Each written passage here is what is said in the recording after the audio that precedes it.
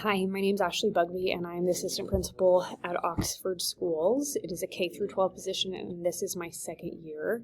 I started education as an ag ed teacher for 9 years, and then went to actually here at Oxford, and then I switched to work at Cheney Schools for 2 years as their college and career director, and came back here to Oxford in an administrative role. I also am the administrator of the virtual school here, which has about 55 students. We have about 400 on campus, K through 12 here, well, pre-K through 12 here. To tell you a little bit more about myself, I am a mother to a 9-month-old, that is Gus. That's my husband, Jay. We are outdoorsy people. Gus actually gets to come to school with me because we have an on-campus daycare, and our students get to work in it hourly because of our training and teaching pathway, and he is a pretty popular guy around here. So it's been really fun for me to see my students interact with my child. So it's definitely a joy in my day-to-day. So to tell you a little bit about why I organized my module the way I did, I included certain questions together because I felt like the resources spoke to them and some of the thoughts I had were similar on them when I was thinking of my answers. I also want to start and say at the top, I definitely like to use the word cultivate because I feel like as an administrator and a district leader, the most vital part of your job is being able to cultivate positive and strong relationships across the board with students, staff, parents, community members, anybody that's in your tax base, industry, post-secondary institutions, the vendors that provide you the things that you need for your school. If you can promote those relationships, it will help your initiatives and the innovations you're trying to do in your school get to where they need to be to help every student. So to talk a little bit more about the creating a shared vision and innovating and getting those people that work for you or staff members to become risk takers, I think that it's really important that you encourage collaboration when you're developing a vision, whether that's depending on the size of your school, if you can include as much as staff as possible, building leadership teams, people from every department. If they all have a say in it, that vision becomes more powerful because they feel like it's purposeful and they have the buy-in. They definitely want to be included in the making of those visions, and you should include them. It's really important also to realize the power dynamics in groups like that, because like any meeting that you go to, it's really easy, staff meeting, to see those that always speak up, are always in the front, always have something to say, and those that just find their way to the back. And I think it's really important in creating a vision, in professional development, anything that you do within schools, looking through data, that you mix those groups up so that you can give a voice maybe to the people that don't usually choose to speak out, because they always have some input that is good to hear too. So do that along with setting top priorities. Make sure that your priorities are specific and clear, and I think those are good ways to start developing a vision that everybody can get behind. Next, how do we establish a curriculum using data? Number one, it is really important that as a district you set up ways of collecting data that is valid to your students. I'm sorry if I sit still, my lights go off. So I'll have to do that every once in a while. So back to curriculum. Data is really important, and you need to find ways to collect data. Usually a lot of people are starting to do that digitally just because it's really easy to see if you're progress monitoring. You can get that data back automatically, and it is cohesive across the board. You're not having one teacher do it this way and another teacher doing that way. For example, we use STAR testing here, so that's a lot of the data that we're using to collect that we'll use to direct where our curriculum may or may not go. It's also important to look at academic and non-academic skills and what curriculum you may need non-academically to provide for those students as well. After you've figured out what curriculum is going to fit you best, again with collaborating with teachers, because if you shove something onto them, they're not going to take it and run with it. But if they're a part of that development process, they're more likely to pick up and go with it and trust the process. But you need to give them quality professional development and then time. Time is so important, and I think it's something that we miss the boat a lot on in education, is that here it is, go do it, but then we never give you allotted time to go back and spend developing, spend reworking, spend evaluating, coaching to make sure that things are doing correctly. Time to just think about the barriers and the resources that you need are really important when you're looking at establishing a curriculum. So if we're looking at technology and how do we make sure that all of our students have what they need technology-wise, we need to make sure, like we saw in the COVID pandemic, that we're prepared to do that for them here and at home. And, here we have a one-to-one initiative, and we have MiFis that can go home if we have students that have extended needs to not be on our campus, if they have a sick family member or something like that. And I think that's something that you have to include in your strategic plan as well. It's hard to do that for a whole really big district, but it's something that you need to keep in mind as we move forward in kind of our day and age. And creating a responsive tech assistance. If we're going to have all this technology, we have to have somebody or a system in place that will get people the help they need to use it correctly. And that kind of, as a district leader, has to be in there. You have to have somebody that understands the system and will keep things working for you.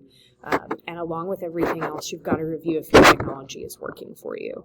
So is your technology productive? So is it getting you where you need in your learning outcomes? If it's not, then there's no need to continue paying for it, or you need to take another approach to something. So always kind of setting it again on that cycle of looking at it, reviewing it. Is it working? Yes or no? Do we keep it? Yes or no? And go from there. And again, setting clear goals with all of this. We need to set clear goals, and how are we going to achieve those actionable goals? Okay, professional growth. I think that it is just like our student learners, our adult learners need to have a voice and choice in what they're going to do. And when they do that, they also need to be able to, it needs to be related to the vision, it needs to be related to student outcomes, and if at all possible, to make it job embedded. And it needs to be continuous. So if they are able to choose what they can work on that helps them in our vision or their curriculum, and then they're able to continuously work on it. Again, with the time thing, just doing it once at the beginning of the year isn't enough. So giving them time to sit down and look and doing a continuous learning outcome, and sometimes for not only a year, for several years. How do we back this up? How do we come back and make sure that this is still working for our teachers and our students? It needs to be collaborative, and make sure that you provide time and the supports to do it. So if you're getting a new curriculum, make sure, do we have all the books that they need for this? Do we have all of the technological resources to back this up? So that's how I would go about making sure there's a district-wide culture of ownership. So letting them have voice and choice, and then making sure they're supported to get what they need. So along with the adult learning, the student agency, students need to have buy-in also to what they're learning. They want to know, how is this going to help me in the future? How is this going to help me with my academic and non-academic skills? We can't just give them the content and the courses and hope that that helps them after school now. They need the soft skills, the 21st century skills, to make sure that when they leave us when they're post-secondary, they see success. And so doing that, setting them on a correct pathway, we have to speak to their interests and their strengths. So it's vital for us as a staff to have discussions about our biases and blind spots to possible education that these students could be getting, whether that's, a special ed student taking an ACT prep course. That was a discussion I had recently. A wonderful teacher, by no means of their own bias, said, well, they don't need to be in that class, they're not going to use it. But our special ed teacher said, no, I really think just hearing the concepts of the ACT might be good for them. We have to make sure that our curriculum flows for students and hits all their need between grade level, that we set up a pathway for them to follow, and that we make sure that we're meeting their non-academic needs as well. So students should learn how to monitor their own progress, they need to learn how to advocate for themselves, and they need to be able to have educational choices. So those are all really important things, I think, when we're looking at how do we maximize student agency. I think aligning student budgets, again, we need to take a look at the vision. We need to make sure, and it should be long-term, several years out, how do we, especially with budgets, we need to think long-term. What is working for us, again, with that evaluation process, looking at data together collaboratively, what is working, what isn't working, and how do we adjust for that in the future. And that includes budgets as well. If this isn't working for us, why do we keep it? And having those honest and frank and upfront conversations, which again, if you have open and honest relationships, will hopefully make those hard conversations easier. If you have one teacher that really likes this, but nobody else does, and it's not really working for students, having that hard conversation of, hey, this isn't working, we are going to need to get rid of it. Is it efficient and productive for us? So clear policies on data and security. Technology is like our student information systems are chock full of personal identification. Our students are on and can talk and chat to anybody across the world quickly, and they can find ways around every filter and every security block. So you have to have those policies in place. Then they have to be understood, and you need to talk through them and have parents and community members and everybody understand that we have to adhere to state and federal laws, and it's a part of our safety program. Just the other day, I was talking to my boss about a new AI technology, the ChatGPT, and apparently you can just say, hey, write me a 5-page paper over how data and privacy security relate to district leadership and cite it for me, and it will do it for you and cite it, and it is almost impossible to tell that it's not your work. So, those are things we have to keep up to date. We have to remind ourselves what new technologies there are and continue to morph our policies and procedures to protect our kids when we're using those. And they really should be evidence-based too.